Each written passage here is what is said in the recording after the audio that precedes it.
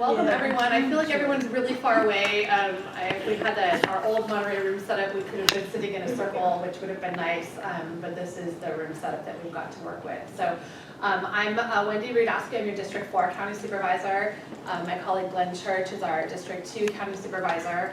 Our colleagues asked us, created an ad hoc committee to look at the provisions within Assembly Bill 1185, which gave some additional authorities to supervisors to create sheriff oversight bodies.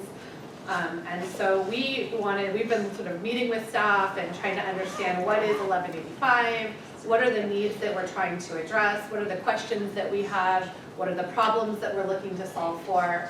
And we wanted to make sure that we were doing this work and exploring this issue with, in partnership with community. Thank you.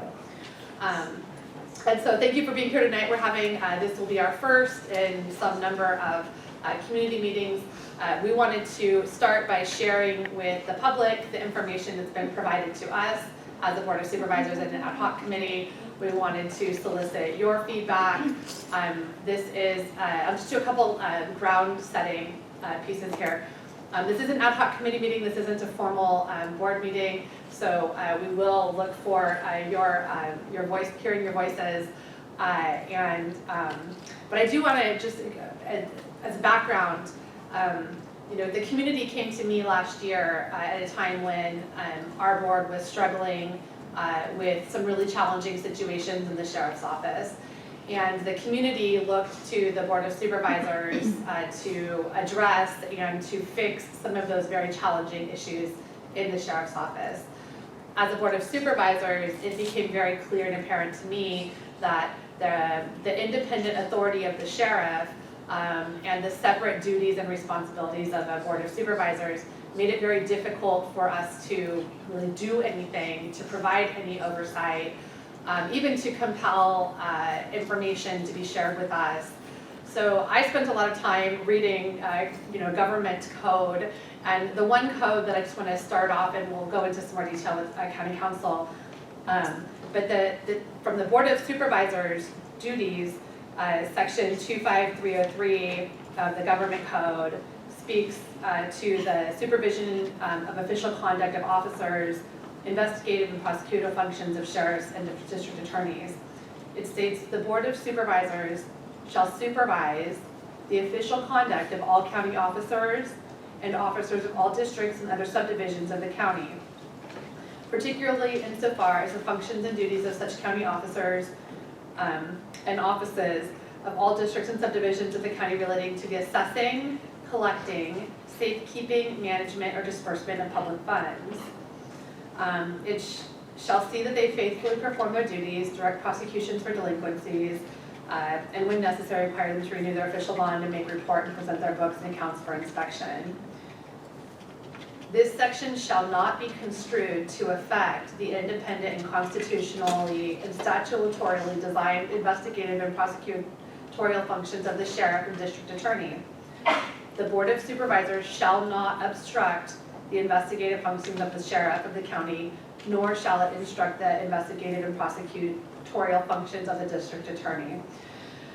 Nothing contained herein shall be construed to limit the budgetary authority of the Board of Supervisors over the district attorney or sheriff. So that language really limits, in many ways, the Board of Supervisors' authority over providing oversight of the sheriff's office to these budgetary issues and these budgetary questions. So with that in mind, I wanted to make sure that we were taking advantage and really making sure that we understood every single tool that was available to us to provide appropriate oversight if and when issues arose that needed to have oversight conducted or have accountability measures in place. So that initiated my request to the county to begin discussing AB 1185. And earlier this year, our board decided to create an ad hoc committee so that we could study the issue and bring back some recommendations.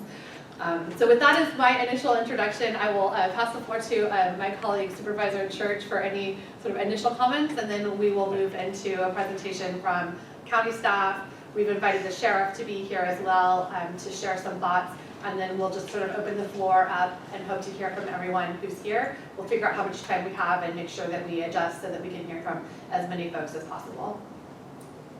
I really don't have too much more to add. Wendy, you went over in detail, I think, pretty well and gave a pretty good background of all this. I think at this point, we just kind of want to turn it over to presentations we have and into the public. And this is what this is about, to listen to people. Excellent. We do have about 50 people online with us today on Zoom. So if you are with us on Zoom, if you encounter any challenges or problems, please raise your hand so that we can help troubleshoot those things. But we will move forward with a presentation from county staff at this point. Good evening. I am Susan Blitch, Chief Assistant County Counsel. Can everybody hear me okay? No? All right. As Supervisor Askew and Church indicated, we're here to talk about sheriff oversight, particularly under recently enacted Assembly Bill 1185. Supervisor Askew actually talked about this already, but there are certain enumerated powers for the sheriff and the Board of Supervisors. The office of the sheriff is established in the state constitution as an elective office, and the sheriff has many enumerated statutory duties, including what you traditionally hear: preserving the peace, investigating public offenses, crime prevention, crime investigation, and running the county jail. The Board of Supervisors has the authority under 25303 to supervise the official conduct of all county officers, particularly as it relates to collecting, safekeeping, management, or distribution of public funds. While the Board of Supervisors has budgetary authority over the sheriff, they cannot interfere with the investigative function of the sheriff, nor prevent the office of the sheriff from performing its statutory duties. The Board of Supervisors also does not have the power to discipline or fire the sheriff. That brings us to Assembly Bill 1185, and I'll refer to it as AB 1185. It was adopted in 2020, became effective in 2021, and is codified in the government code. The purpose of 1185 was to assist the board in its duties under 25303 to supervise the official conduct of all county officers. Because the office of the sheriff is a constitutionally established office, the Board of Supervisors, as we have explained, has limited power in overseeing the conduct of the office of the sheriff. AB 1185 assists the Board of Supervisors in conducting its oversight of the sheriff. It is also designed to increase transparency and community engagement. AB 1185 authorizes the Board of Supervisors to create an oversight board or an Office of Inspector General, or both. The oversight board, the primary duty again would be to assist the Board of Supervisors under 25303. It envisions that members of the Oversight Board would be appointed by the Board of Supervisors, and the Board of Supervisors would designate one member as chair. The chair of the Oversight Board can issue subpoenas, which is basically compelling somebody to produce documents or attend as a witness to be examined. Any witness or any peace officer or any documents relating to the affairs of the Sheriff's Department or within the jurisdiction of the Oversight Board. The Inspector General model has the same purpose, but instead of the chair of the Oversight Board, the Inspector General would have independent authority to issue subpoenas. So again, reiterating, there's really three options under AB 1185. There's an Inspector General model, there's an Oversight Board model, or there's a model where you have an Inspector General with an advisory board. To kind of give a background or information about what some other counties are doing, there were a number of counties that had some kind of police commissioner or inspector general or oversight board before AB 1185 was enacted.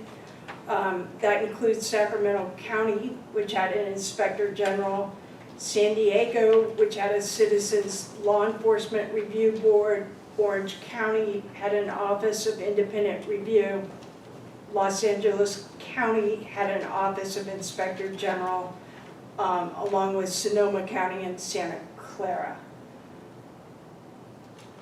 Oversight post AB 1185, meaning after AB 1185 enacted, most of these counties that had prior bodies expanded the power of those bodies to include subpoena powers under 1185.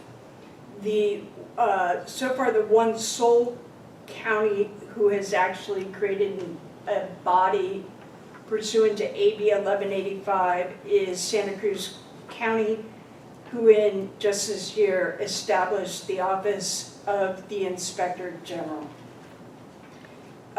San Mateo is currently exploring oversight under 1185. There may be others. These are the counties I'm aware of at this time. Some of the next kind of portion of this, I'm going to talk about some of the administrative and legal issues surrounding establishment of an oversight board or an inspector general. That includes if the board decided to use the inspector general model, would the board use a contractor or hire an employee of the county to be an inspector general? Who would that person report to? What staff would support an inspector general or an oversight body? And how would it be paid for? There is no indication of how many board members would be on an oversight board, nor where they would be appointed from. So those are some of the administrative issues. Legal considerations, there's not a lot of case law out there about AB 1185, but the devil is in the details because you have kind of two competing statutes. And one says that oversight by the board can't obstruct the investigative function of the sheriff, and AB 1185 says that it's people acting under 1185 shall not be considered to obstruct the investigative functions of the sheriff. So you kind of have two competing statutes there. And to this date, there aren't any cases really harmonizing those competing factors, if you will.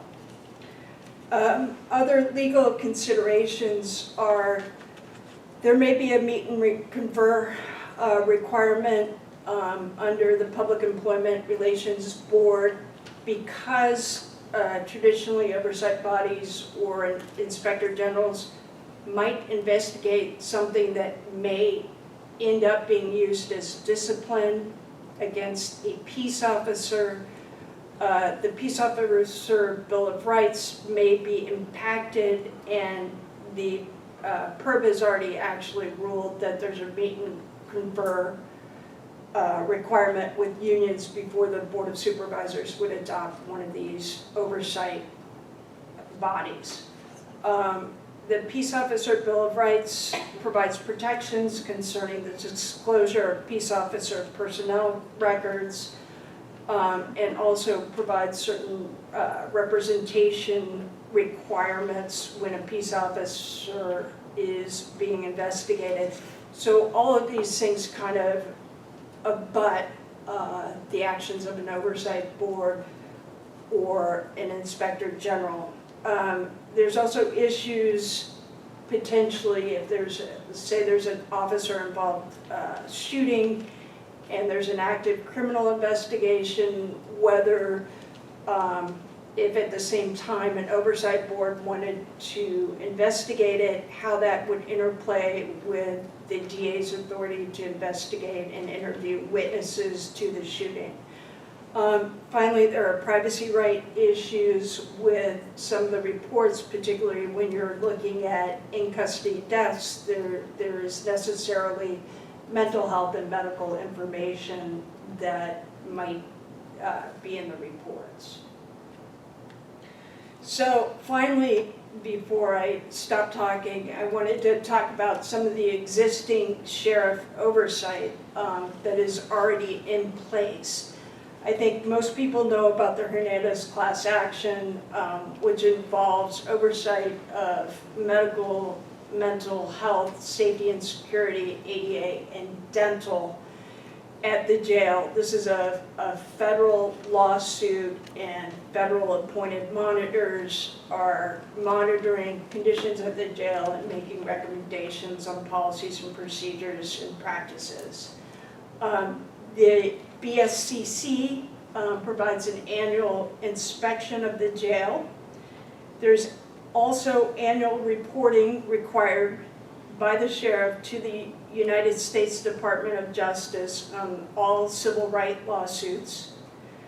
SB 1421 now makes public records related to the discharge of a firearm, incidents involving great bodily injury, incidents related to sexual assault, substantiated findings of dishonesty, excessive force, failure to intervene in excessive force, and discrimination.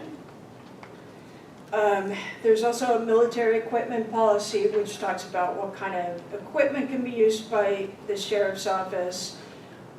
There's also now SB 2, which disqualifies some people from law enforcement, discusses mandatory reporting of misconduct by law enforcement, also allows the Peace Officer Standards and Accountability Advisory Board to investigate misconduct. There is mandatory training by post and even additional training that's required for corrections deputies. There is an annual health department inspection for the jail, and finally the sheriff has to comply with the Racial and Identity Profiling Act, which requires them to submit reports to the Attorney General's office on vehicle and pedestrian stops and citizen complaints alleging racial and identity profiling. And that is a lot of information that I just delivered to everybody, so happy to answer any questions. Thank you. And Susan, I don't know if we got a chance to introduce yourself, but if you just introduce yourself so everyone knows who you are and what role you play in the county and how you work with the Board of Supervisors. Sure, I'm Chief Assistant County Counsel Susan Fletch. I advise multiple departments in the county as well as Board of Supervisors and sometimes the clerk of the board. Kind of a generalist, I would say. Great, thank you. And just quickly, also in the room, we have a number of other county staff. We have, I think it's Nick Pascoli with County Communications, Nick Chilos, who's our Assistant CEO. Pardon me if I'm missing folks. I think I saw Herald just step out. County Communications, Eric Morris in the back from the District 4 office. And we do have Spanish translation, which we should have started the meeting by introducing both in the room and online. And I think anyone who's online should be able to access that using the interpretation feature, which we've all become very accustomed to accessing if needed. So, okay, thank you for that presentation. I want to quickly, I think, go back to Supervisor Church and myself. We received this presentation when the board was considering the referral that we put forward. So this is the same information now that we've heard a couple times. And I did have a couple questions for you, Susan, before we move on. When you say subpoena ducus tecum, can you explain? A fancy word for issuing a subpoena compelling someone to produce documents. Mm-hmm. Okay, thank you. And then on page, at least page 16 for me, it's the page that talks about the other considerations that are legal. And we say that it's difficult to harmonize the following, that AB 1185, it seems like that the AB 1185 as well as government code section both state that the Board of Supervisors nor an oversight body shall obstruct any investigative functions of the sheriff. Is there something different between those two statements that I'm missing? It seems like they're both saying we can't obstruct the sheriff's investigative responsibilities. Right, and the distinction I was making is that the legislature, when they passed AB 1185, says that the activities through 1185, meaning the oversight boards or the inspector generals, their activities shall not be considered to obstruct the investigative functions of the sheriff. To obstruct. Right, and Versus shall not obstruct. And Not then to be at the same considered. time, the government code says investigations by the board shall not obstruct the investigative functions of the sheriff. So I'm speculating here, but I think at some point there'll be a case law about the scope of 1185 and how far they can go before they start interfering with the statutory duties of the sheriff. Okay, thank you for clarifying that for me. Did you have any questions for the presentation? Just one question or clarification perhaps. The chair of the Oversight Commission, of course, selected by the Board of Supervisors, has the power to subpoena. I just wanted for everybody to be clear on that. That is not an individual power, that's a power that would be from the commission granted to that chair, or that chair have that power individually? The actual statute's not super explanative, but I would envision, yes, that there would have to be, the actual board would have to agree with the subpoena. You're not gonna have, I would hope you wouldn't have a chair that would be unilaterally acting without the support of the board. Okay, thank you. Just because it says under section AB1, the chair of the Sheriff Oversight Board shall issue a subpoena or subpoena ducus tecum whenever the board deems it necessary or important. So I would guess that there would be some action there. Okay, I think, thank you for this. I did want to invite the sheriff to this meeting. I want to, again, just be really clear. This is an ad hoc committee of the Board of Supervisors. The Board of Supervisors have certain authorities and responsibilities. The sheriff has different authorities and responsibilities. AB 1185 was put in place to potentially give the Board of Supervisors additional tools so that we could fulfill our obligation of oversight within the limitations, knowing that the sheriff also has a whole set of other compliance responsibilities that they're responsible for. So just keeping really clear sort of what the goal and our outcome is for talking about 1185. I think the sheriff might be online. If we could double check to see if we have someone from the sheriff's office with us online. And we'll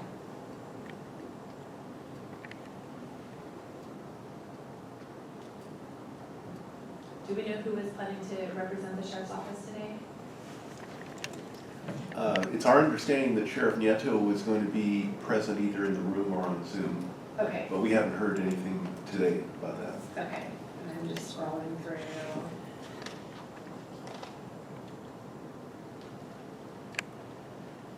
We have former Sheriff Mike Kamalakis with us. Thanks for joining us, Mike. And I know there are a couple other events happening tonight, so people are sort of bouncing around. Okay, well, if we don't have someone from the sheriff's office with us to share their thoughts, we can circle back to that. And I think at this point, I was thinking we would just open it up to hear from the community. I do want to announce that county staff, we recognize that the public comment is one way, verbal testimony is one way that people share their ideas and feedback with us. We have received some written communication. If you're interested in putting your thoughts in more detail in writing, you can email that to our board at cob@ca.us. What is it? Oh my goodness.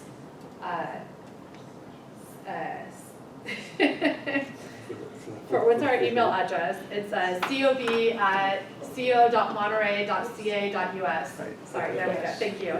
And we also have a survey that is in the back of the room. If you don't want to verbally put your thoughts on paper, you can answer some yes or no questions and fill in the blanks.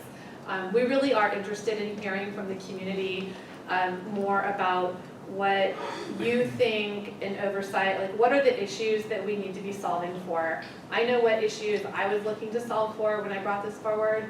I don't know what my colleagues think, but I do want to know what you all think so that we can try to figure out what the challenges are that we're looking to solve for so that we can make sure we're solving the right challenges as we move forward. And so we really do want to hear your feedback. This will also be posted online and we'll make sure, I'm not sure what the plan was we posted on the main county website? It's on the main county Okay, website. this is up on the main county website. So if you're with us on Zoom, we do have on the main county website a copy of this survey. However, you're also welcome to speak with us today. And it looks like our sheriff is in the house, so. Thank you. I apologize for being late. Speaker Rivas was Yes, indeed. honoring him, so I had to say hello. You are very important. We'll give you, we were just getting our latest minute to get organized, Sheriff, but thank you so much for joining us.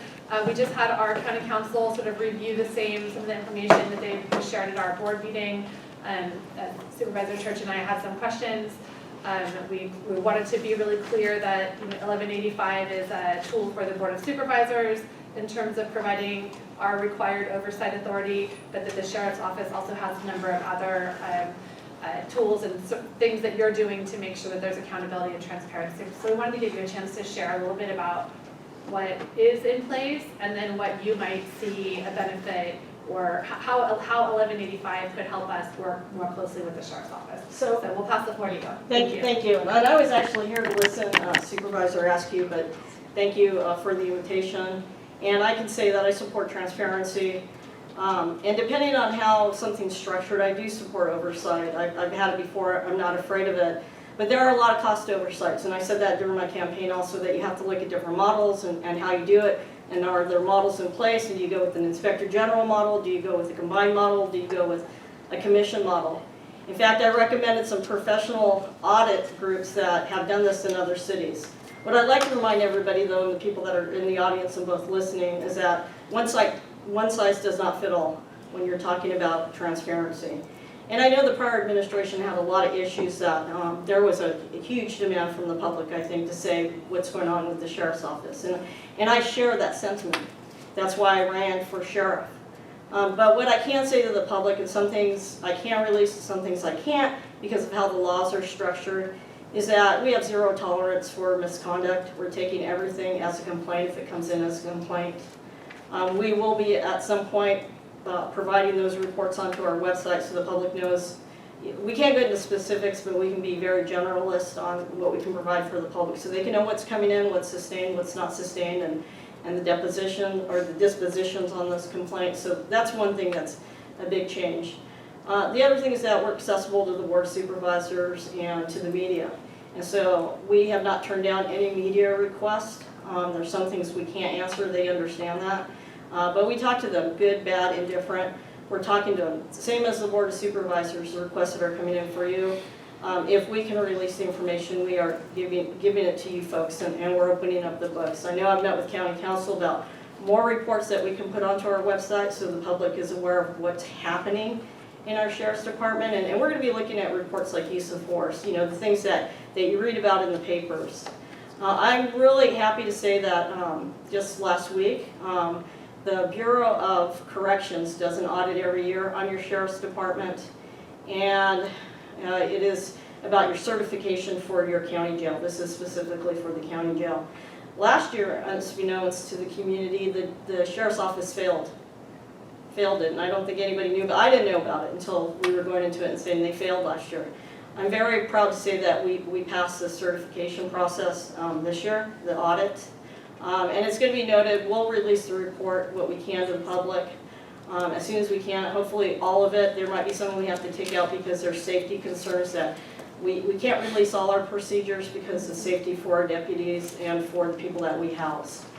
But we'll be releasing that report, and one of the things that the auditors from the Board of Corrections stated is that there have been a lot of improvements in the jail since the last time that they were here.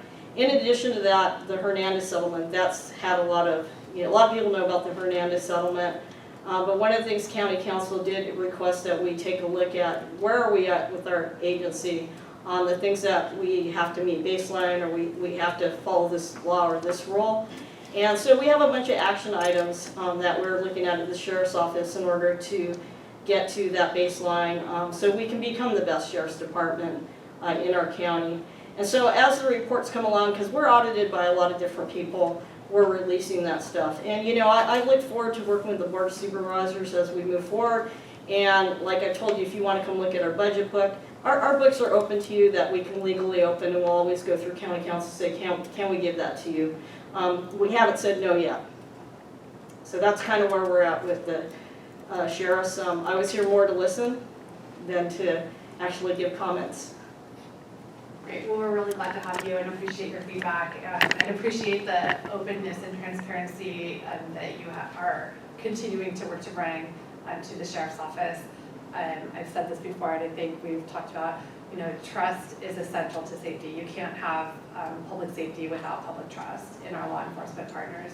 And we are working, I think, all collectively to rebuild that and make sure that we have the systems in place so that if we ever find ourselves in a future situation where that trust is broken between the sheriff and the Board of Supervisors, we, at least as a Board of Supervisors, will have some ability to take action if and when necessary. So thank you for being here. And Supervisor, can I add one thing? No matter what the supervisors decide to do, the system is important to me because I also, as the sheriff, have to protect the rights of my deputies, and there's laws in place that no matter what you create, you don't get the records. Even if you subpoena them, you don't get the records. Council gets involved. So I would hate to have to waste taxpayers' money. I would hate to cause a rift between the Sheriff's Office and the Board of Supervisors because there's legal things that don't allow us to do that. And sometimes there's the community expectation, oh, well, you should be able to do that. The law's not set that way. I don't create the laws. I just follow the rules and the laws. Thank you very much. I think that's what the more that I'm reading and learning, the more that I'm finding. And I think a part of what I want to make sure is we're all learning together and that we're all open to having a respectful conversation about where the limitations are, where the opportunities are, with a shared commitment for increased transparency and accountability, and making sure that we can uphold our duties to the public as well. So thank you very much. With that, it's about 6:08. We have about 60 people now online with the number of hands raised. We've got, I don't know, a rough count of 20 or so in the room with us today. And so if we figure an hour worth of public comment. Could we maybe suggest maybe just kind of get a count maybe Yeah. online if people want to speak, So and maybe in the room, and we can get an idea then how much time. Make sure we allow for everyone. I do Yeah. want to hear from everyone. Yeah, I want to hear from everyone, but I don't want to, if we don't have a whole, as speakers are going to take up the whole time. Sure. I do want to give everybody a full opportunity to speak. Great. I just have a point of order question. Yeah, order a question. Like, I have a And if lot you of, could just come to the microphone Oh, so sure. that the folks online, I want to make sure we're including everyone. Thank you. okay, my name's Robin Cohen, I had a lot of questions for, like. For County Council. For County Council from the presentation, because I'm still not clear on Yep. some of the points, and I think that would help me. And I don't know if anybody else still has questions, but if we could ask some questions before Yeah. moving into comments, I don't know. Okay. Well, if we could maybe just start with a raising of hands. If anyone has questions and or comments, if we could get just a quick show of hands, and we'll do a quick, if you're online and you plan to comment or question, if you could raise your hand so we can see think there's 8 to 10 in here. About 10 more online, 10, a little more, dozen online. And So what does that I'm give us? assuming more will probably join in, Yeah. but we got,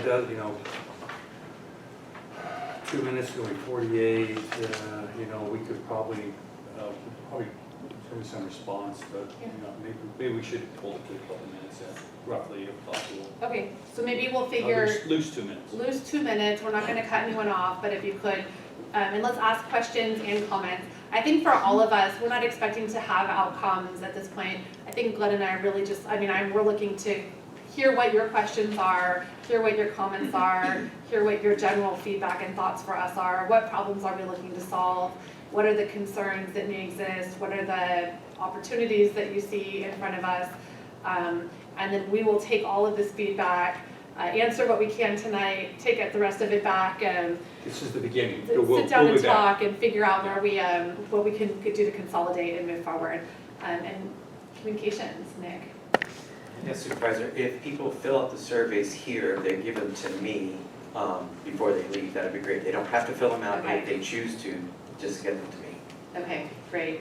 So I'm assuming we'll get more questions on the surveys. I'm assuming we'll get more questions that come in via communication, public comment. So if you're with us online, please do make sure that you check our main county website for a copy of the survey. You're also welcome if you have more thoughts and ideas and want to communicate with us outside of the survey, please do send us an email to cob@co.monterey.ca.us so that we can make sure that all of your questions, your thoughts, your concerns, your ideas are incorporated into sort of the bigger thinking so that we can collectively figure out where we go from here. So with that, let's start with those of you who are present in the room. And What I heard from the county council is that this 1185, is that what it is? Yeah. Is filled with catch-22s. That's, I guess, how I would summarize it.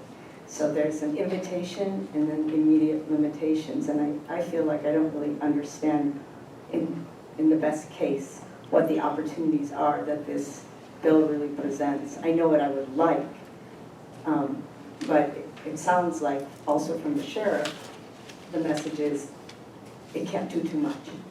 So I appreciate all the improvements I'm hearing that have happened in the sheriff's department, but a mechanism like this is supposed to go beyond maybe the best intentions and the efficacy of a particular administration, because if we don't have any tools, then there's nothing we can do if that administration changes. So that seems really important.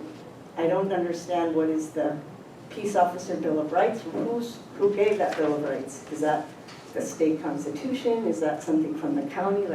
And what is the Bill of Rights? Does the Bill of Rights mean tough luck? There's nothing we can do because they have this Bill of Rights. What about our Bill of Rights?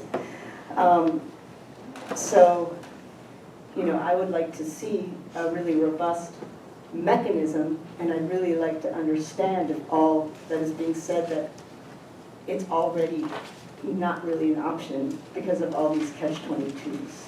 So if there's a subpoena power, but tough luck, we can't ever really subpoena everything, because anything that has to do with oversight of sheriffs ultimately is a personnel issue. I don't see how it couldn't be in the end, because there's individuals that are doing or not doing or abusing or not abusing things. Ultimately, it seems like it could get connected to a disciplinary issue in many, many cases anyway. Some could just be procedures that are not sufficient. Anyway, that's 2 minutes, I guess. great, thank you, Robin. Those are some really great questions I think that I share with you. And so we'll make sure we try to get if we just come on up, introduce yourself, and we can roll through those. And I'm taking notes. We also have this being videoed, so we will be able to transcribe it. It is being recorded. Thank you, Yeah. Bill White, resident of Monterey County. I don't think we should approach this with a fear of what the limitations may be. I think the obvious choice for our county, based on not this sheriff's actions necessarily, but previous sheriff or sheriffs, is to have both a commission assembled of public members that are either appointed by supervisors or maybe other groups that are recognized by the county as being, pertinent to oversight, and an inspector general. I think we need both. I think the Inspector General should be a contractor, not an employee of the county. I think they should be as far away from any conflict of interest as possible in the oversight of the Sheriff's Department. And I know there are limitations, but there are things that have gone on in this county that I've witnessed. There's a Sheriff Advisory Council that seems to work somewhat off the books, that goes around, takes personnel and equipment around the county to various wealthy individuals, landowners, farmers, others in our community, and pitches for big money donations so that they can buy stuff that they want or help support an airplane that they have. I think there needs to be some oversight of that Sheriff's Advisory Committee. I think we had a recent issue where the state sheriffs came to Pebble Beach. We had sheriff officers logging in at the jail and going over to Pebble Beach, providing ride services and other things. It took us a year, the public, to get that report out of, actually the Board of Supervisors, it wasn't even the Sheriff's Department. It was out of the DA's office and out of the Board of Supervisors. That's ridiculous. We should not have to fight for that. Another thing that is happening all over the country, we don't have body cams, we don't have dash cams. Do we have cameras in the jails so we know exactly what's going on? I mean, this should be a priority. And so I appreciate there are limitations, enumerated powers and all that, but we should test what those are. And transparency should not be sacrificed just because it might cost a few bucks. Thank you. Thank you, Bill. Next up in the room, just come on up. Saw a bunch of hands. I know people are here to comment. We really want to hear your feedback. I'll take another two. Can I just, so we don't get too far ahead, just to make some clarifications. So the Sheriff's Advisory Committee Council, they don't make any recommendations. It's a foundation. They are actually changing the name because that confuses the public. They're a nonprofit that raises money for equipment. When we do get equipment, board reports come to the board for big purchase items that you know that it's coming into the inventory for the Sheriff's Office. So it has nothing to do with, they don't get access or any special things from the Sheriff's Office. They are just a nonprofit fundraising arm that help fund equipment that is not normally funded through regular channels. That's pretty standard across the industry to have some type of foundation or nonprofit that raises monies for things like that. Thank you, Sharon. And I think just for the sake of making sure we can hear from everyone, I'm just going to keep notes, and maybe we could just do like some answers afterwards. We can Yes, ma'am. compile that. So we want to hear from. Yeah, thank you. Thank you for being here. Hi, Laura, Nani member and family member of an incarcerated individual. My concerns and needs would be having a physical designated space, a mental health unit, where the severely mentally ill and gravely disabled can be housed in the county jail, who are not in the competency program. CDCR has a Department of Mental Health, and San Jose or Santa Clara County jails have mental health units. I feel like they're under protective custody, which is a label, for example, rapists, child predators, or non-active gang members. And this can put the mentally ill in more harm and danger than they already are, being labeled mentally ill. I feel like they're put at risk. Thank you. Thank you. And I'll just say for anyone that wanted to make sure we follow up with you, I don't think we ask for names or contact information on the survey, but if you are with us and wanted to leave your name and contact information, we'll do our best to try, because sometimes there's 1185 issues, and it sounds like there's also a sort of a wide variety of other issues, and we do want to make sure we can follow up with you. Okay, thank you. My name is Rory Gomez-Aarons. I'm a volunteer for NAMI, Monterey County National Alliance on Mental Illness. So my question, Wendy, would be, first of all, a comment. I was unaware that the Sheriff's Office had other existing oversight bodies. I read one proposal that is suggesting 7 to 9 members on this commission and an inspector general. And there are also 4 to 5 court-appointed monitors now at the jail due to the Hernandez lawsuit settlement. So that would be a total of close to 20 or over 20 people in oversight positions. Correct me if I'm wrong. Somebody please count. That's a lot to me. So my question, I'm just wondering if that would be too many cooks in the kitchen. I support the idea of oversight, but is that too many cooks in the kitchen? Thank you.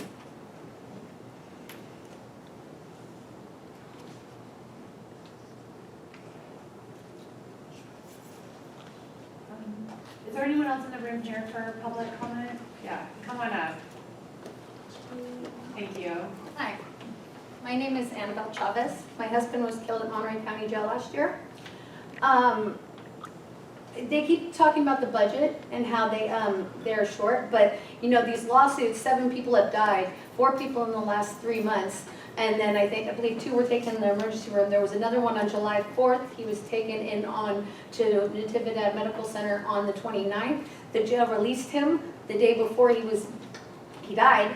So I guess they're not claiming that as one of their deaths. But I mean, you look at all these people working at the jail, and if you look at the the California's Department of Corrections, like what the average pay is for the officers. These ones are making about over 2 times what the average is. So, I mean, there's been death after death after death, and get rid of all of them, hire new ones at the average pay, and you can have twice as many. These lawsuits from all these deaths, they're costing the county how much? Millions and millions of dollars. So it's like, maybe you should look at the people working there, because maybe they're the problem, and then you could save some money on the budget. Thank you. Thank you. Thank you, Annabelle, and I'm so sorry for your loss. Thank you. Thank you for being here. Any other public comment in the room? Come on up.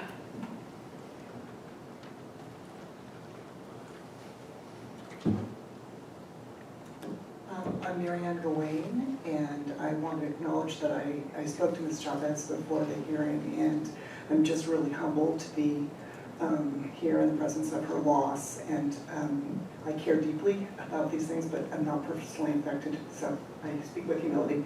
I am a resident of unincorporated District 5 in Carmel Valley, where we're very dependent on the wisdom and rules set by the supervisors, and also, of course, very dependent on the sheriff, as that is our mainline law enforcement in unincorporated Monterey. And I thank you for holding the hearing and for getting public input.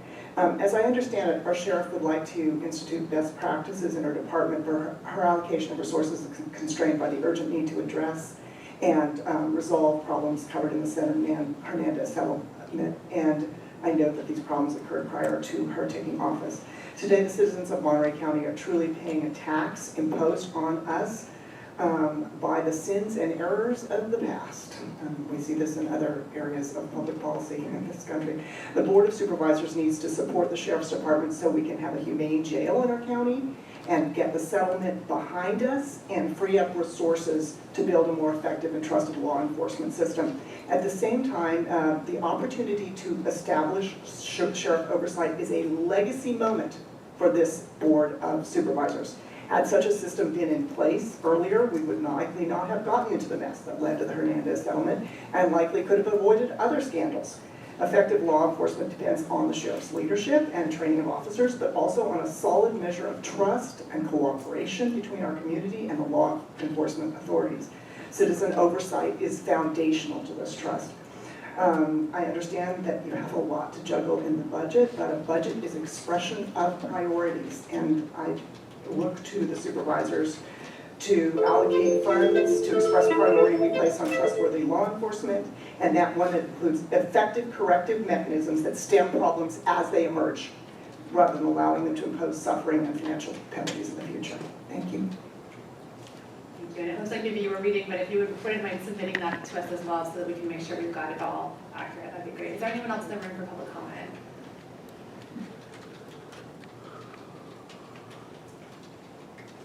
Hi. So I wanted to comment about my own experience with the police over the last 20 years in Monterey County.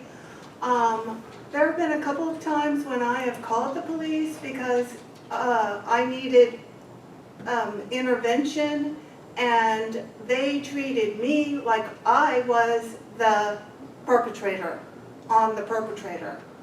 And when I've made complaints to the police about the police at the police station, they just put it in the circular file. It doesn't go anywhere. So they aren't above the law, they aren't above reproach, and there needs to be some kind of mechanism so that they can be responsible for the safety of the people that they're getting paid a lot of money to protect and keep safe, and not just, make the victim the perpetrator on them or on the perpetrators. Thank you always for being here tonight with us. Anyone else in the room? Otherwise, we'll move on to, okay, come on up. Thank you for taking the time to hear us. My name is Robert Chuckanock. I've lived in Monterey County since 1970 and been around, I've seen a lot of sheriff's races, and this is the first one that's actually benefited the way I think and the way I vote. There have been previous speakers who spoke, and I agree with some of the things they said, in fact, most of the things they said. I think it's important for the supervisor to establish an oversight immediately, because we're not always going to have a good sheriff. Thank you. Thank you.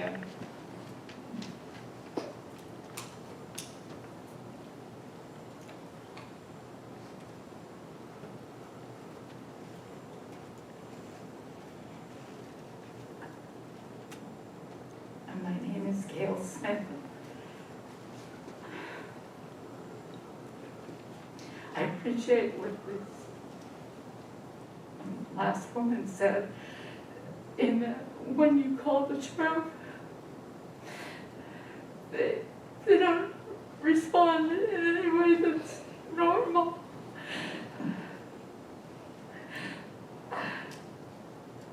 We've had someone coming into our home.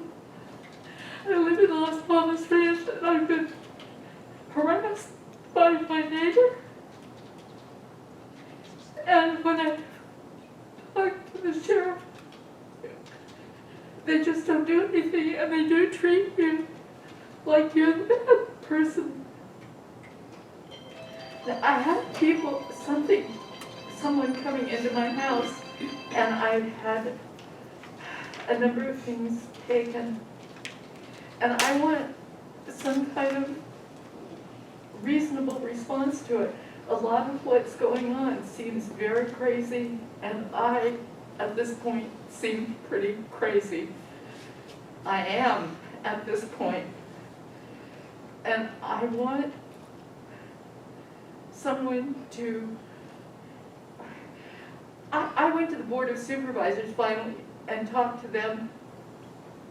And they arranged for me to speak to John Thornburg. Well, that was an exercise in futility, because it was about sexual assault, and he's a person who doesn't care about sexual assault. I'm sorry,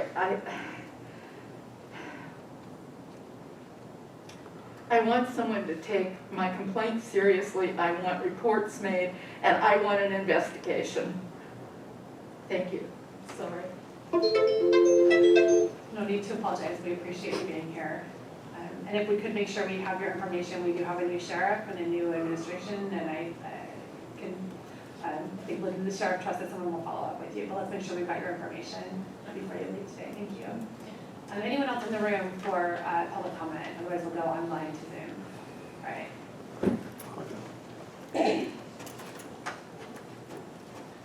Hello, Wes White, SALINAS Monterey County Home Machine Co-President for the Poor People's Campaign, a national call for moral revival, which is under National Union of the Homeless, so we have like 27 California Home Machine chapters. Also do a YouTube channel, John Doe 13K. I also am part of the Housing Advisory Committee. I'm also the Political Action Chair for NAACP. In the course of just following my own investigations, I ended up having a negative experience with our top cop, the sheriff. My First Amendment rights were subverted in the first off to even for the initial meeting, and then the substitute meeting, it turned into being a private meeting. And that was not the agreement, that was made in the beginning to make me not go to my own sit down. I was pretty well land-based pretty hard. There was you want to talk about good cop, bad cop, she would have had an Emmy award-winning performance, and our good cop, Hoyne, he was there, Chief Operations Bureau something. Kind of give you a little taste of how it went. For 45 minutes, I was trying to build an argument. Every couple sentences, she'd destroy it before I could even get to the point. And so Hoyne jumps in and says, "I'd like to make a point." And she says, with her finger wagging, "No, you can't do that. This is between me and him." And I mean, if this is the way a public official operates, in the public building, at the sheriff's office, in the conference room, she forcibly and aggressively convinced me to turn off my camera, and at that point I still had a lot of trust and belief in her. I told people to vote for her, and I really supported her. I believed in her. That was the only reason I turned it off. I was trying to make inroads, like it's not really about the content, it's about the progress.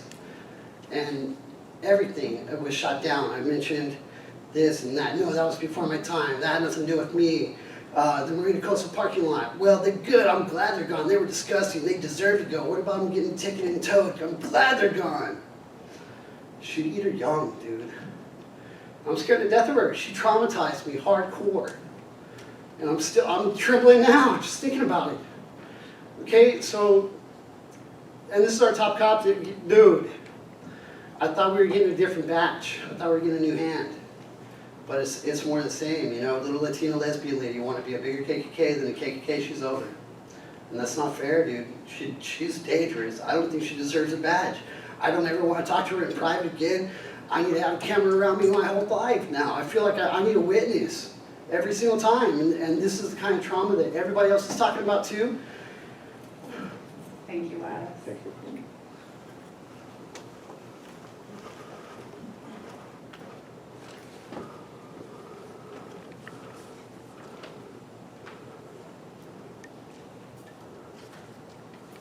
I am sponsored by nobody. I've been living here for 2 years, and I can safely say I've had no experiences at all with the county sheriffs. But I was a police officer for over 20 years. I'm a retired municipal officer. And if that's not enough, I was a municipal officer there in Texas. And in order to clear the room entirely, I grew up in New York. So 3 strikes, I'm already out. I'd like to get back to the broader discussion, though, of the review board and talk about how review boards, historically, half of them have failed for various reasons. And I think you guys should be aware of what those reasons might be. Probably the biggest one is a change of administration, which I know you don't want. So that's an obvious. But the turnover and the commitment of the people who are involved with the review boards become a problem. The lack of staffing, you have to pay these people if you want them to be committed. And they'll have to be full-time people. You have to have qualified investigators, which yes, that might mean police officers. And I know that's a big no-no to many people. But I mean, the Bar Association has lawyers on their review boards. The ADA and the AMA, they all have doctors and dentists on their own review boards. And I see no reason not to have police involved in the review process. And having said review, I think that's one of the problems. I think the whatever organization you end up setting up, I think it has to be more than review. Review is after the fact. And a lot of what the people are talking about here today, you don't want these things to happen. No one wants these things to happen. And there's no one who hates bad cops worse than the 500,000 good cops that are out there. So I think you should consider that when you're coming up with who's on your committee. From what I hear, so far it's been like, well, we don't know, but the one comment I've heard is there'll be no comments. And I don't understand the point of that. You've got to sell the public that this is a integrity and not out to get people in order to get subpoena power and discipline power within the department. Thank you. Thank you and welcome to Monterey County. Thank you. It's a very nice place.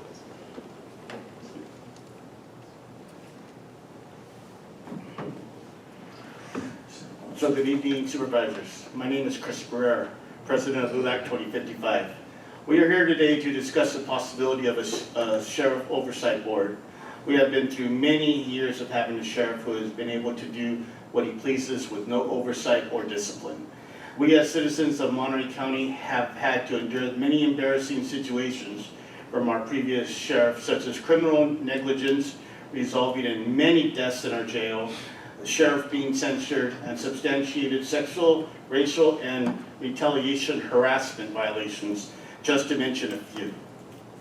We do have a new sheriff, Tina Nieto, and she's going to do great things, making our sheriff department something to be proud of. We realize there will never be a perfect situation, and incidents and issues will arise, but we all need to work together, and that's why a civilian oversight committee needs to be put in place so the past does not have the possibility of repeating. It's time we get rid of the status quo and the good old boy mentality once and for all. During the campaign, all the candidates ran on transparency and of having an oversight board. The Sheriff Oversight Committee was sent a proposal. The Sheriff Oversight Committee has sent a proposal to you in full detail, step by step, of what we would like. We would like to have the Inspector General and the Civilian Oversight Committee model be put in place. That would be a great step in the right direction, and that would be an act of true transparency and accountability. To give the community a seat at the table is vital, and it would do wonders with the relationship between the community and the Monterey County Sheriff Department. We are at a crossroads right now, and we ask that you do not let this opportunity pass us by. Please remember the Monterey County Sheriff's Department belongs to all of us, and it should be a reflection of that. LULAC 2055 urges you to take action and do the right thing. Thank you. Thank you very much, Chris. And I just want to thank LULAC for awarding me original aid to this legislation so that we could begin exploring it and learning more together. So thank you. Is there anyone else in the room? Otherwise, I'm going to head over to Zoom for public comment. Oh, sorry. Oh, good. Yes, of course. Thank you.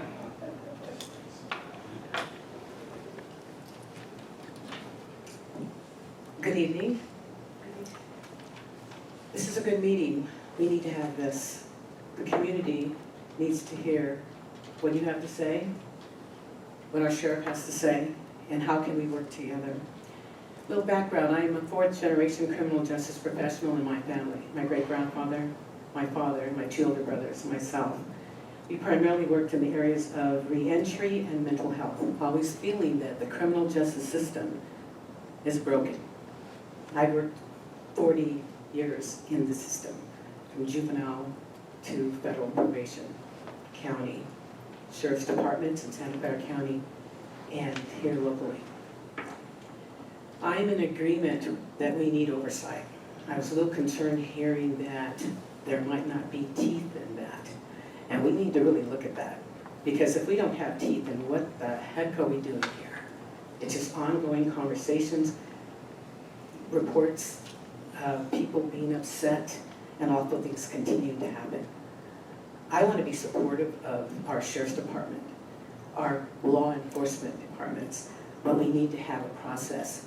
I'm in agreement with the Inspector General and the Civil Community Advisory Board, working together in concert.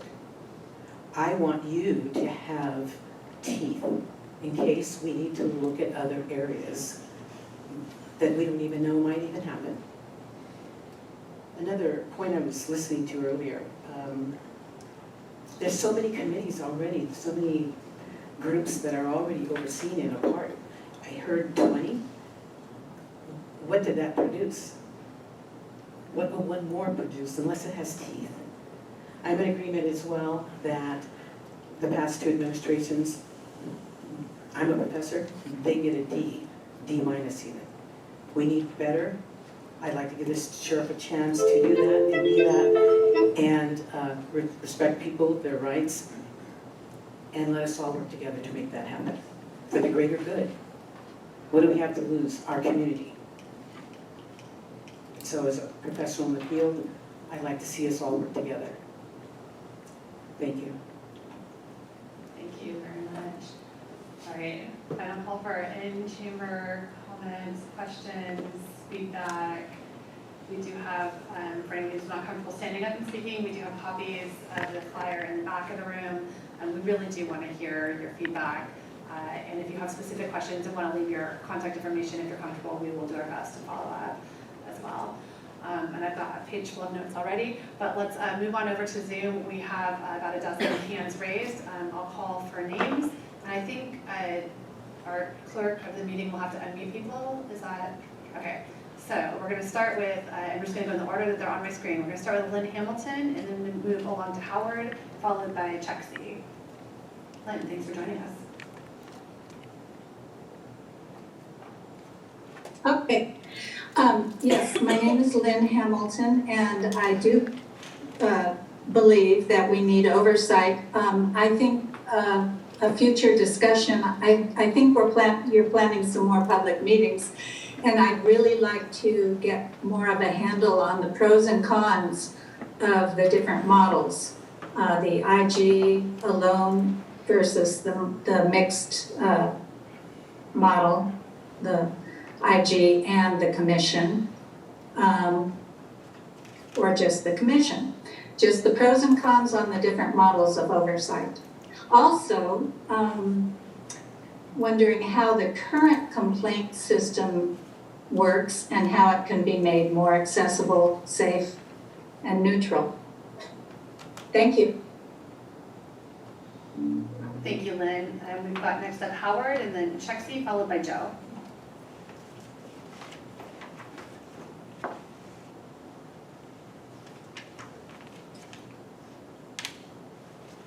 Okay, can you hear me? We can. Thank you for joining us tonight. Okay, this is all new to me, so that's why I had to ask. Well, you're doing great. I think there is a need for a board, a commission.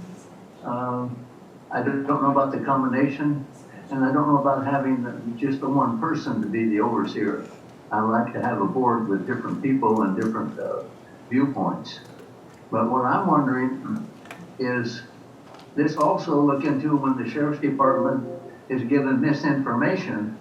I'm using an example of this last winter storm when the sheriff's office issued 2 evacuation notices for the town of San Ardo. It's not the sheriff's fault, but the information they were given was not correct at all. And I've researched local history for 40 years, includes rivers, floods, and etc. So I know that the information that she received to make that issue was incorrect. So I want to know how incorrect information that the sheriff receives, how that can be stopped or looked into and maybe not happen anymore.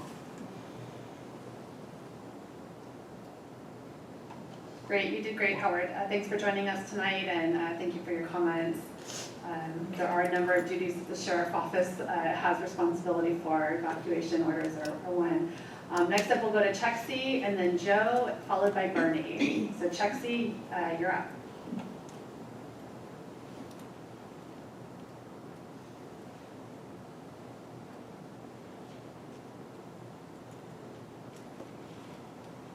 Chexie, are you with us? Otherwise, we'll move on to Howard and then Joe. All right, let's go on to Howard, and then we'll circle back to Chexie.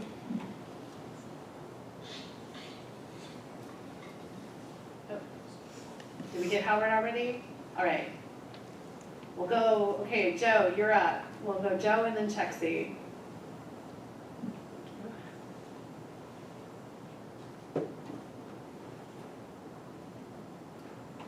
Joe, are you with us this evening?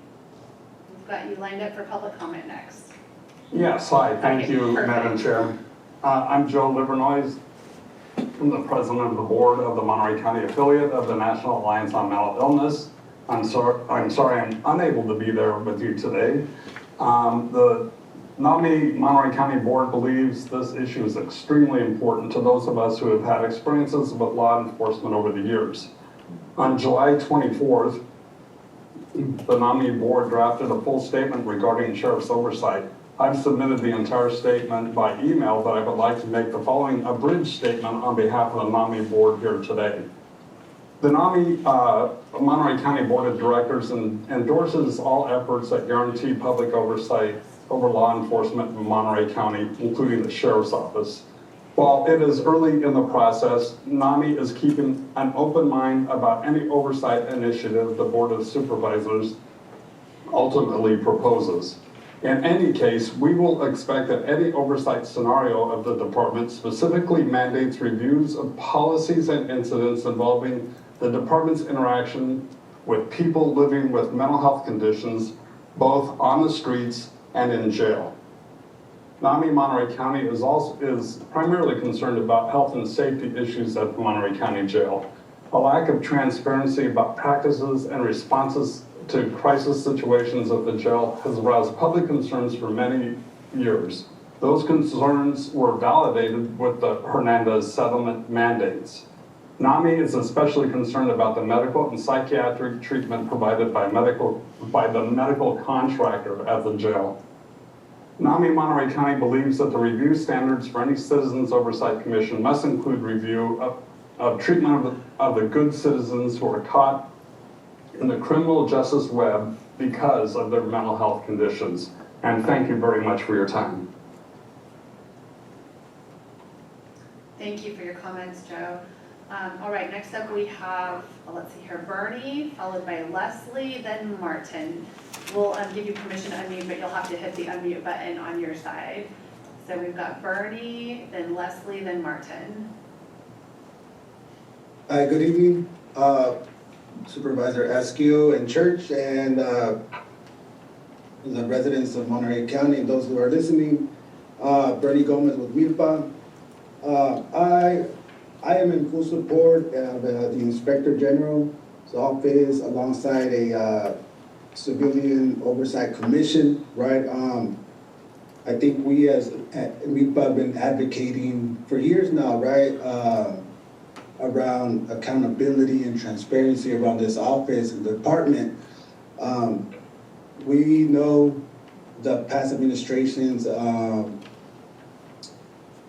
I guess, blatant disrespect, right, and disregard for public safety, for just normal treating people with dignity, right? Just a, county to county, county employee to, elected official to elected official, dialogue, I do hope, that Ms. Nieto can overcome,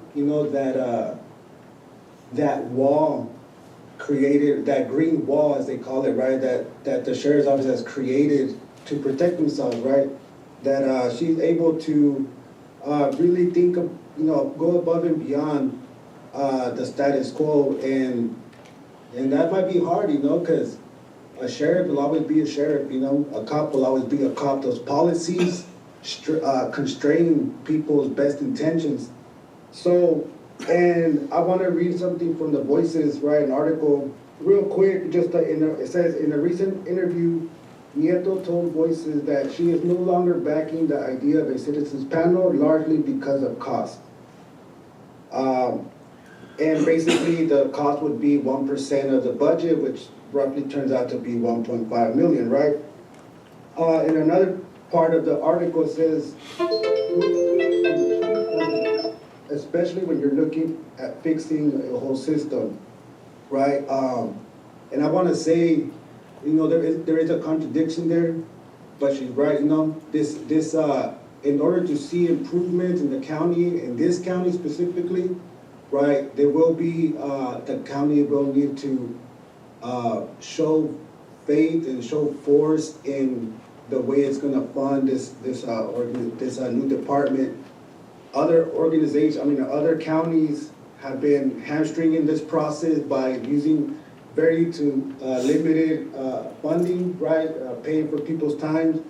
And this is an office that has $150+ million budget. So 1%, 0.5%, whatever it is, at the end of the day, this is about the county having a sense of authority, a sense of probably hope that it can use its voice, right, and speak up against an elected official like the sheriff, because there is a lot of fear that goes around. I don't know that we see it sometimes, just here, people when they talk against the sheriff, there's a fear, a type of anxiety, and that's something that needs to change, and especially for the folks that are locked up right now, we see countless. Bernie. Yes, thank you. Yeah, just a quick time check. We're just trying to informally keep folks to 2 minutes so we can hear from everyone, but I really appreciate your feedback. I just want to again announce, we do have a survey that's posted on the main county website. We really do want to hear from folks. We want your yes or no answers. We want your written comments. Your thoughts, your questions to help will be essential in helping guide us as we figure out what options we have available to us. So please do fill that out and get that back to us in addition to comments here tonight. All right, we're going to move on to, let's see here, Leslie and then Martin, followed by Sharon. So we'll give you permission to unmute. You'll have to hit unmute on your side of the screen. We'll go Leslie, then Martin, then Sharon.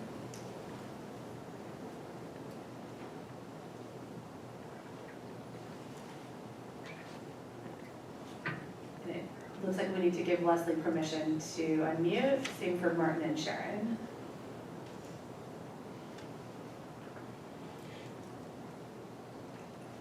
Bear with us, technical.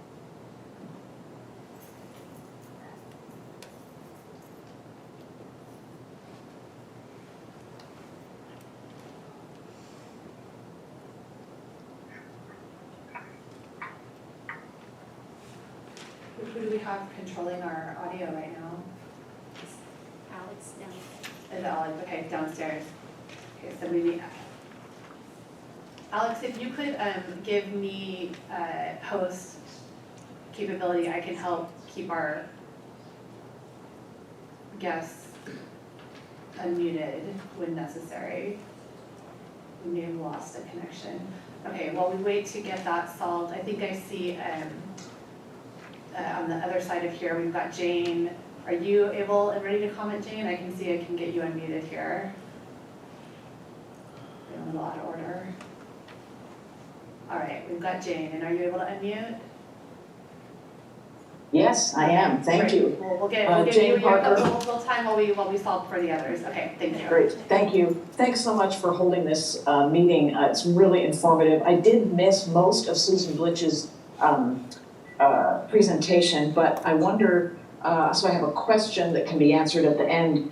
The information that the Sheriff's Department collects and reports on regarding stops, is that available on the website? Why the person was stopped, what the demographics are, and so on.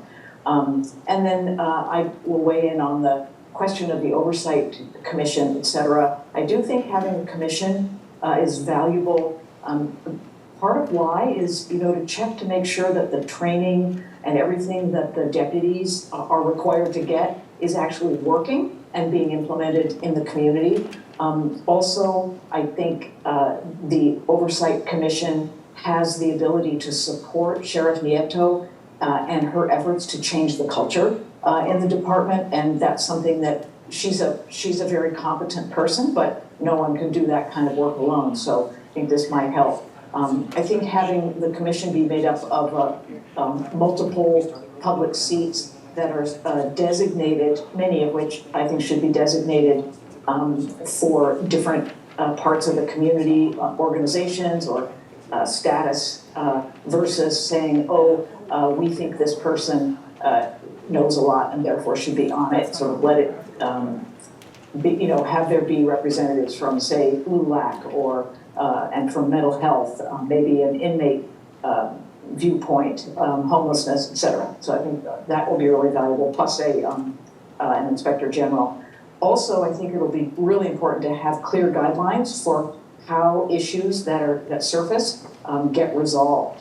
And also, as the former law enforcement person mentioned, someone else mentioned, we have a lot of commissions, and very few of them are as effective as they might be. And so really thinking clearly about how to set the commission up for success in terms of being able to do the job and be effective, I think would be really valuable. Thank you so much for allowing me to speak. Great, thank you so much, former Supervisor Jane Parker. We've got our IT folks on their way back up and down. We did have a Zoom crash, so we're getting things reestablished so that we can continue hearing public comment, but it may take us a minute. So for those of you who are still on Zoom, bear with us. We need to get some technical issues resolved before we can continue hearing public comment.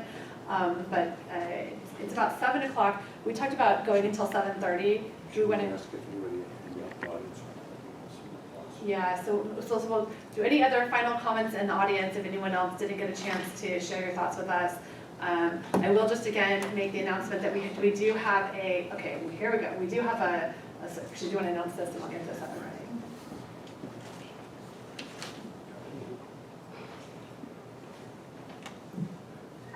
Just want to emphasize again, we do have the survey in the background over there, so anybody would like to fill that in, and in lieu of speaking or adjacent to speaking as well.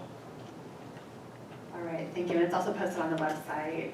Okay, we've got Leslie Noble followed by Martin O'Malley, and you should be able to unmute yourself and share your thoughts. Thank you for your patience. I believe I'm unmuted. Is that correct? You are. We can hear you. Thank you for your patience. Great. So no doubt in my mind that an oversight committee is needed, but the powers and the duty of this oversight committee are nebulous at best. I mean, there's no clear-cut path that's been outlined or even displayed. And are we looking for volunteers again for this job that, quite frankly, I feel like it's an exercise in futility. We've heard Nieto tell us that, hey, we're not going to produce even if you ask. I don't understand why we would even engage in this committee. We don't have the ability to change anything. I've been after the noise ordinance for 8 years and with zero success. Zero success. So it would take a couple of years to put this committee together, if we were lucky, and then what do we have at the end of that? Is this a volunteer-based committee? Are we asking for volunteers to serve as these oversight people with no powers? I mean, what do we expect to accomplish at the end of this show? I really don't see it. Anyhow, that's my piece, and I'll let it go here, but I'll tell you, I'm done volunteering and spending time on these issues when nothing ever transpires. Nothing. I mean, 8 years, long time. 8 years as a LUAC committee member. A lot of things that we're really falling short. I want to know where my tax dollars are going, because I think that they're going no place but Laguna Seca. So, good luck. I won't be part of this. Thank you, Leslie. Thank you for being with us tonight. All right, next up we've got, let's see here, Martin, followed by Sharon, and then Alan.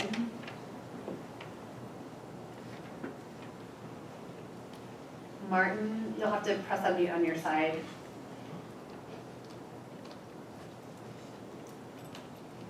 All right, we'll move along to Sharon. You should be able to hit unmute. We'll come back to Martin. Sharon, are you with us? I am unmuted, I believe. Can you hear me? I can, thank you. Thank you for joining us. I'm Sharon Miller, and I totally empathize with our new sheriff and the Board of Supervisors as they try to balance the budget under these uncertain economic times, especially when they are under a compliance order at the jail that's costing approximately $1 million a year for the next several years. I also know that instituting a civilian oversight commission and an inspector general could very well nip problems in the bud before they turn into egregious and expensive mega problems, thus saving money in the long run. Such oversight also facilitates communication and develops trust between law enforcement and community members, which leads to safer communities for all of us. A case in point is a question of how many deaths there have been at the jail this year. We have heard there may have been just one, and yet the local media have reported on the particulars of between 3 and 5. Pick a number. Which one's correct? I find it astonishing that we don't have a hard, validated number in something as basic as who died, where, and when. An oversight commission and inspector general should be able to track and report this kind of data so we understand the nuances and can support protocols that are crafted to address such matters based on clear, valid information. That would be a win-win for all. Thank you for considering my input tonight, and good luck to all of us. Thank you, Sharon.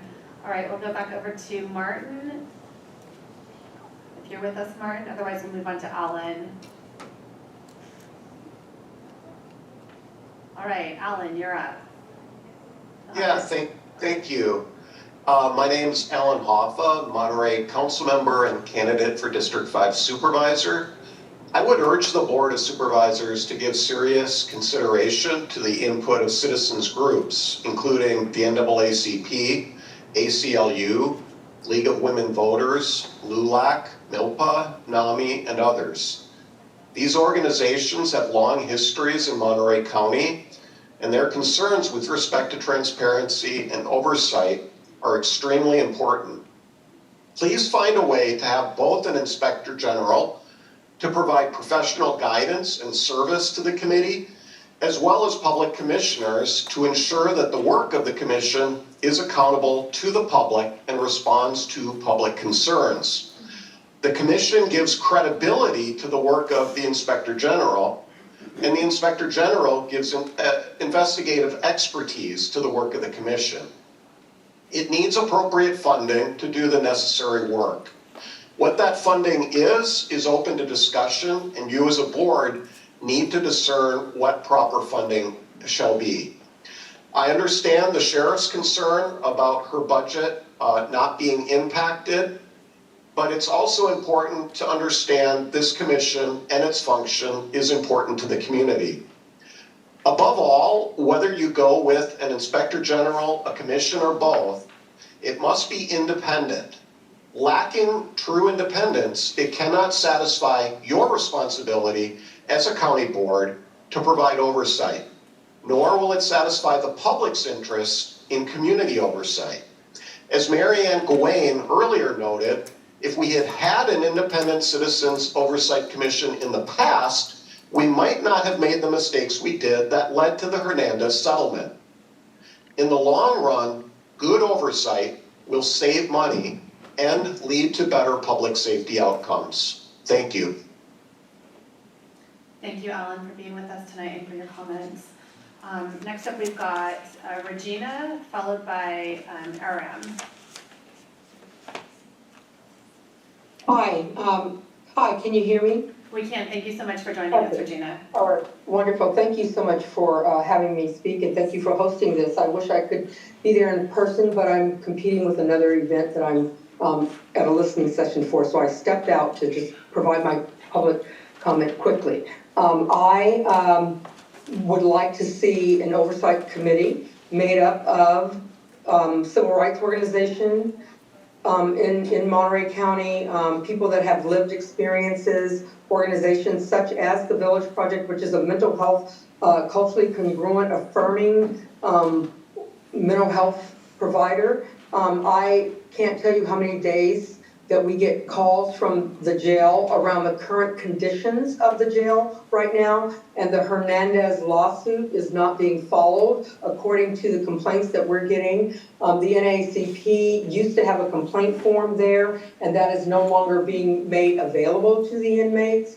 But I also most importantly, think that this Oversight Commission is really critical so that transparency can happen and we can make sure that the inmates that are currently housed are receiving the appropriate interventions as well, because the food there contributes to the poor health outcomes that people have when they get out of incarceration, because the food's very unhealthy and it taxes all of our dollars. But most importantly, I do think that the African-American churches have been left out of this, and I want to make sure that you uplift people that have lived experiences and civil rights organizations and organizations that are BIPOC, LGBTQ+ serving. And also, I would like to see a survey happen in the jail for all of the current inmates. And thank you so much for having me speak. Thank you, Regina. Let's see here. So next up we've got Aram, followed by Chexi. Hello, can you all hear me? We can. Thank you for joining us. Hi, hello everyone. Buenas tardes. My name is Aram Coronado. I'm a coordinator at MIPA and also a community member. Thank you so much today for having this meeting. As we know, we have had several people die at the county jails. We have Arely Garcia missing, and so many issues that are going on in our communities. I think this is a perfect opportunity for current Sheriff Tina Nieto to build that bridge between community members and also the sheriffs. I feel as oversight community is very important to have community members from different backgrounds to be represented and be in this commission, not just people that have law enforcement background, just because those that are closest to the problem are the ones closest to the solution. And I feel we oftentimes use that, but there's no representation of that anywhere. This is an opportunity not just to check the box, but also to allow that transparency and for the sheriffs to hear and respond to the public concerns that we have seen historically have been pushed aside and dismissed. Thank you for your time. Thank you so much for joining us tonight. And then we'll do a final call again for Chexi. You should be able to unmute yourself. You'll have to do it on your side of the screen. And this is our final online public comment. Unless anyone, I'll do the last call for public comments for anyone who's online with us tonight who wanted to speak. Chexi, we've got you. You should be able to unmute. Hello, my name is Peter DiGregorio. I'm concerned if we're grabbing the best practices of the other counties that have had this for, it seems like for maybe 3 decades. I think there's something we could maybe borrow from them that we don't have to reinvent.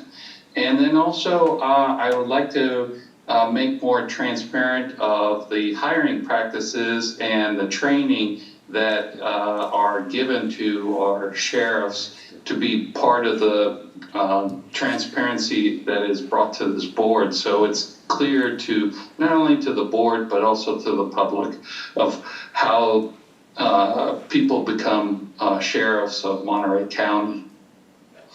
That's it. Thank you so much for joining us. Oops. Thank you so much for joining us and for your comments tonight. I saw a few other hands go up and then go down. Sylvia, if you wanted to speak, now would be the time. Unless I lost. Let's see here, and Sharon Miller, I think we had you, did we have Sharon? Mm-hmm. We'll be here from here. Sharon, it's hard to keep track. Yeah, okay. Let's see here.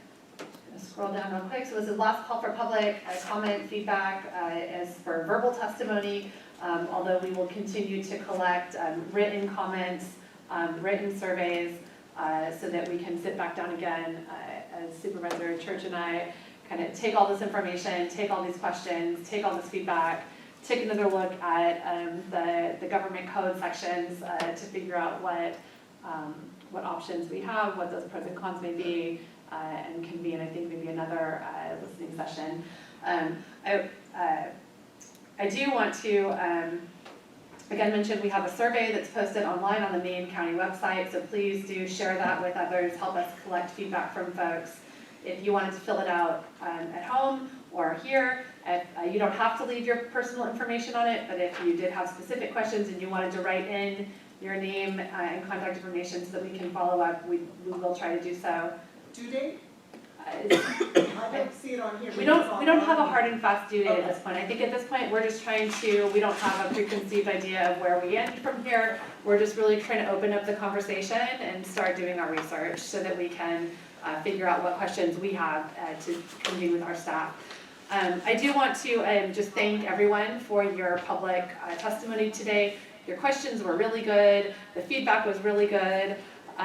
The research that our county council has done to help us understand there really are a lot of limitations in place. So what we do and how we reconcile the limitations of existing law, existing code with the expectation that I hear loud and clear from the community is going to be a challenge for us. I want to thank the sheriff.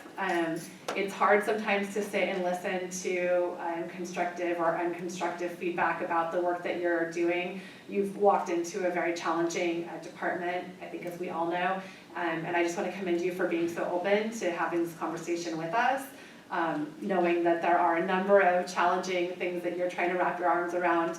But I really appreciate being able to have an open dialogue with you so that I can understand what you're dealing with, so that you can understand what I'm trying to do.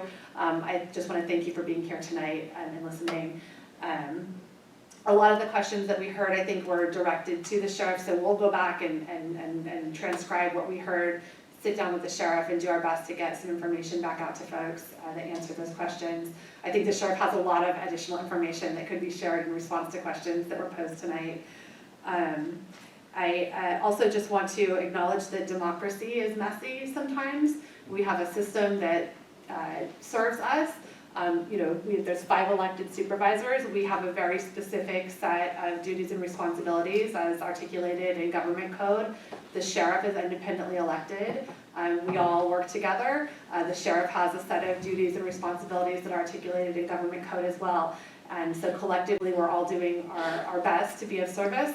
And ultimately, we're accountable to our voters in this county. So from an ultimate accountability standpoint, our voters really are the ones who we need to listen to and account to. But I think there are clearly some options for how we can continue to build the trust between the Board of Supervisors, the sheriff, the public, our other law enforcement partners. Without, as I said before, without that trust, we can't have safety. And I think we're all here committed to doing our best to increase accountability, transparency, and ultimately the health and safety of everyone in our county. Do you have any final comments? Yeah, I'll let you pass it over. Yeah, just a few final comments to it. Again, I want to follow up on Supervisor Askew's thanks, to everybody that's online and here. There's a lot of good input, a lot of good comments, a big variety of experiences and thoughts that I think are really important because we're really at the beginning of a process. There's going to be more meetings, there's going to be more discussion. We want to make sure we do this right, so it really has to be explored right. I think there's just a whole range of things we need to determine. Do we have the Inspector General and a commission? Do we have them both? What are the powers of both of them? As we go through this process, and we saw that there are a few other counties doing this, we're all in a learning process through the state. This is a new law. We don't know how it's going to turn out. We really, don't know how. I'm assuming the courts will probably weigh in at some point, and there might be conflicts with other laws. There's going to be a long process involved in here. But what's really important is to have a fair and an effective system, and I think that's what we're trying to put in place. It's there's a whole range of issues as people have brought up about, as I just mentioned, the structure or how many people have on this committee. What do we want in the background? Do individuals, should it be representing groups, maybe a combination of both? One speaker, I think Mary Ann Down, mentioned something about being in a rural area, and that's another issue too. Is the sheriff's department is the primary law enforcement force out in the rural areas, and do we have to balance our urban and rural membership onto this as well? So there's really a lot to do, a lot to look into this. I don't know when we're gonna hold another meeting, but I would think it's gonna be sooner than later, because I think we need to really assimilate, pull together all these thoughts, and then come back. One of the early speakers talked about the Police Officers' Bill of Rights and wanted more detail on that. I think there's more information we need to get out here so people understand these many agencies that are involved in oversight. What role do they all have? How effective are they? But what is really different about this one over those others is this one's going to be local. This is going to be us here in Monterey County. It's not the state. It's not mandated by a court. And that gives us a certain responsibility, a certain power, and I hopefully some real effectiveness in handling this. Anyway, again, just thank everybody for coming. Great. Maybe I'll just, can council, any final thoughts? No? Okay. Thank you for the research and list. Sounds like we're gonna have a list of questions for you. And I just want one other sort of just note to make. So the Board of Supervisors is, of course, the five of us who sit here and meet every Tuesday. Glenn and I were assigned by our colleagues to be on ad hoc committee, which is sort of an informal way to say, hey, will you two go do some research, talk about this? It's sort of an informal way for us to engage in a topic area. So we've been, talking to each other in the hallway, downstairs, in between meetings. We've had a couple, opportunities to sit down with county council. As an ad hoc committee, we don't have formal meetings. We're collecting information, sharing it with each other. So these forums are really the chance that we have to have a public space to hear information. I think my commitment, our commitment is to what we're hearing and what we're learning, where we want to make sure it's shared publicly so that we can all learn and figure out what our options are together. And what you heard tonight with some of these limitations that are in place, we're hearing that too and trying to figure out how do we go from there. So we will chat on the phone after this, get our transcriptions, and then circle back with county staff and make some announcements about what our next meeting would be, where we can collect some information to questions that were asked. Sheriff, thank you again for joining us. And any other final thoughts you wanted to share? We've got about 10 minutes left, so I'm not sure, I don't have a clear list of all the questions, but if you wanted to throw a little bit of information back out while we've got time. No, if we could get just a copy of the questions, and so we can get back to you and answer a lot of them. A lot of the stuff that I did take notes on every speaker, and a lot of the stuff's already there, available to the public. They probably just don't know how to get there, and so we'd like that set of questions so we can get back to you and it can get out to the public so they can understand how the system works, and that the information is there. There's already some transparency. Great, thank you very much. And I guess just to county staff, Nick or whoever is sort of our staffing us for this, I don't know if we have a sign-in sheet at the back, but I do want to make sure that for anyone who wants to receive direct notification as we have future meetings, if you can provide, we're going to set a sign-in sheet at the door. So if you do want to be, rather than just sort of getting the notifications that have come out on social media and other places, if you do want a direct email, please do make sure you leave a very well-written, so that we can read it, email address, so that we can start just sort of a distribution list. For anyone who's with us online who wants to be added to a direct email list for updates, I'm going to just ask you to email the clerk of the board at cob@co.monterey.ca.us and just ask to be added to the distribution list for the Sheriff Oversight Advisory Committee so that we can keep you posted. But I know you have a lot of other things to do this evening, but thanks for spending it with us. I've got a lot more questions to go back and research.